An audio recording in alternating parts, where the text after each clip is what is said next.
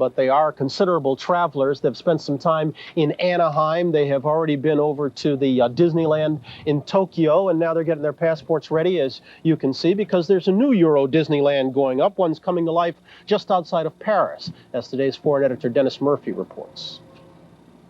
Hi-ho, hi-ho, it's off to work we go.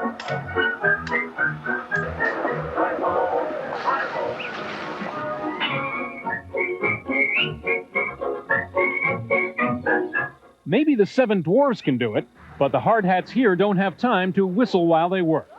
They're too busy turning 5,000 acres of French fields into the hills and rivers of Euro Disneyland. I think it's going to be the fun of discovering the familiar in a different climate, a different environment, and one that's a microcosm of Europe. Don't try to tell the French that Mickey is American, because they have grown up with him too. Mickey! Mickey? He's funny. They call them Mickey Mouse instead of Mickey Mouse and Donald Duck instead of Donald Duck, and I have to correct them at every lesson. But they know all about them. So it was probably just a matter of time till Disney sprouted another theme park here.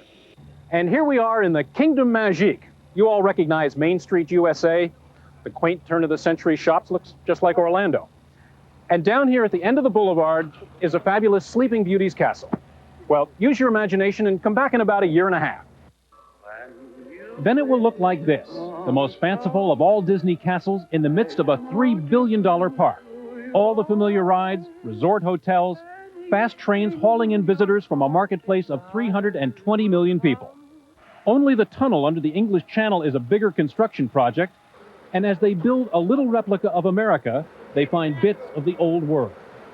Oh, things like graveyards that go back to the Middle Ages and before, back to the Roman Empire, pottery, various artifacts, swords, rifles from world wars, those kinds of things. All carefully preserved and taken away. But isn't it a little bit funny to be building new castles in a region that has no shortage of the real thing? The Disney people answer they're only coming home to the source of founder Walt's inspiration. The literal men are not here? No, they're not. Snow White, German. The gift of life is thine. Pinocchio's a nice Italian boy. When there's a smile in your heart, there's no... And Peter Pan flew out of London. Good Europeans all. So what we're doing is, in a sense, bringing back to France, in the identity, the classic identity that Walt Disney has given, those wonderful classic characters. A young French woman who works for Disney puts it this way.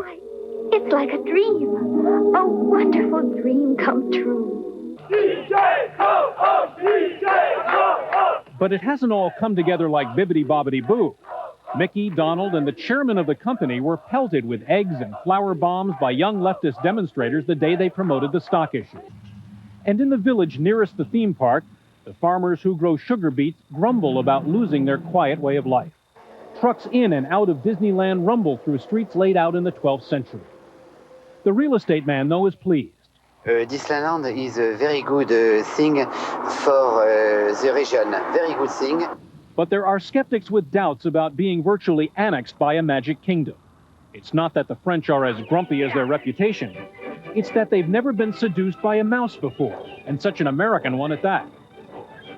I think this is America, yes, definitely, and we're pleased about that, but America in its sort of mythical, innocent, exuberant storytelling best. Disney expects 11 million visitors here the first year, proving once again that for Mickey Mouse, it's a pretty big world after all. For today, Dennis Murphy, NBC News, Euro Disneyland, France.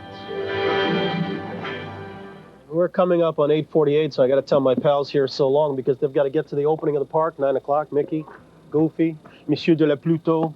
See ya. We're going to come back in just a moment.